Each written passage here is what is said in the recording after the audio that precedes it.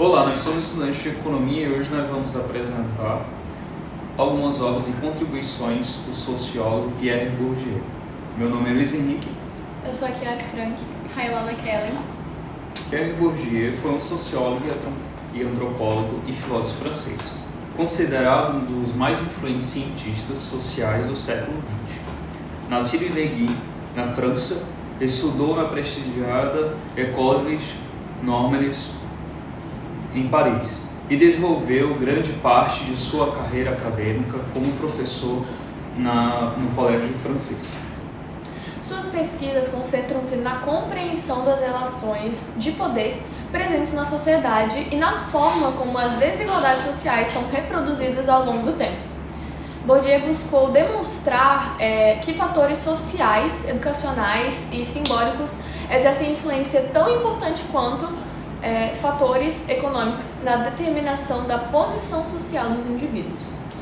Sua obra teve grande impacto nas áreas da sociologia, educação, ciência política, antropologia e comunicação.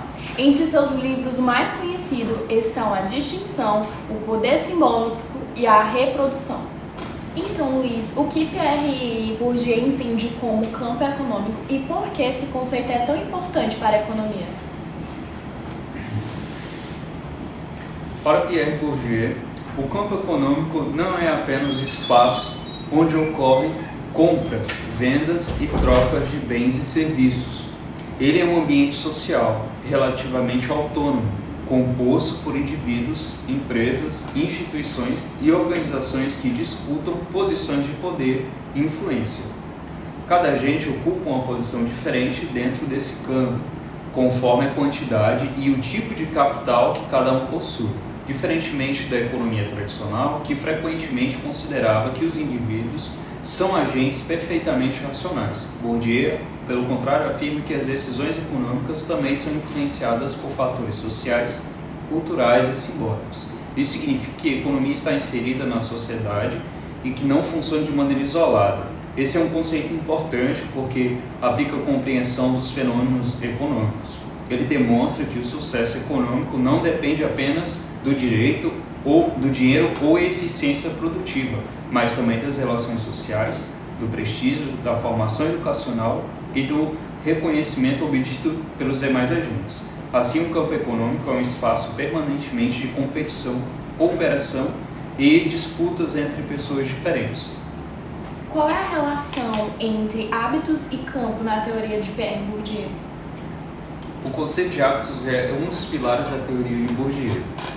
Isso pode ser entendido como um conjunto de disposições, hábitos e valores e maneiras de pensar que as pessoas desenvolvem ao longo da sua vida, principalmente por meio da família, da escola e das experiências sociais.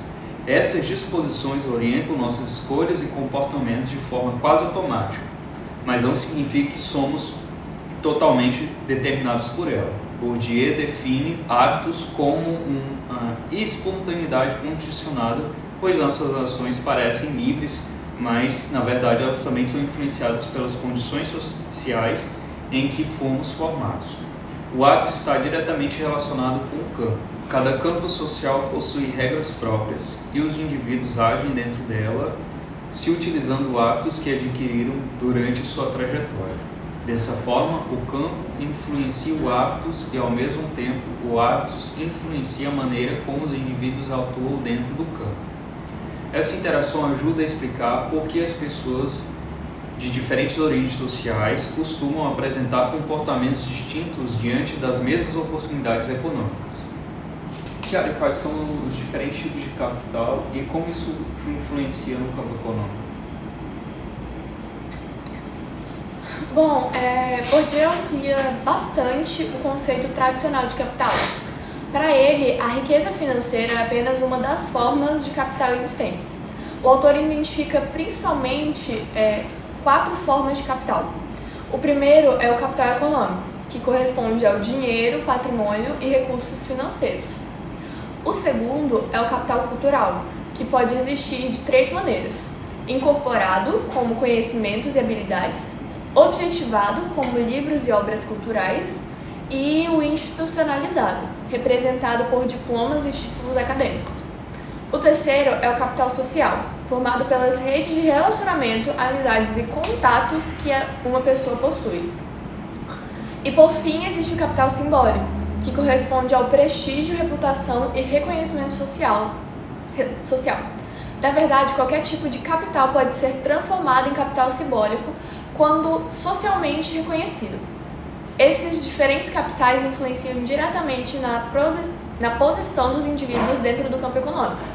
Pessoas com maior capital cultural, social ou simbólico podem conquistar vantagens econômicas, mesmo sem possuir inicialmente muito dinheiro, demonstrando que a economia depende de fatores muito mais amplos do que apenas os recursos financeiros. Como Bourdieu procura superar as diferenças entre objetivismo e subjetivismo? Bom, uma das principais contribuições de Bourdieu foi tentar superar a divisão entre essas duas grandes concorrentes das ciências sociais, que é o objetivismo e o subjetivismo. O objetivismo ele é representado por autores como Claude Lévi-Strauss, que enfatiza as estruturas sociais que determinam o comportamento dos indivíduos. Já o subjetivismo ele é associado com Jean-Paul Sartre, que valoriza principalmente a liberdade individual e as escolhas pessoais. Bourdieu considera que ambas as perspectivas são insuficientes quando analisadas isoladamente. Para resolver esse problema, ele desenvolve uma teoria baseada na interação entre o campo e o hábito.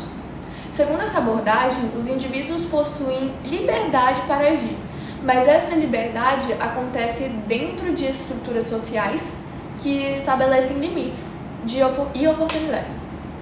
Ao mesmo tempo em que essas estruturas influenciam as ações humanas, essas ações também podem modificar as estruturas ao longo do tempo.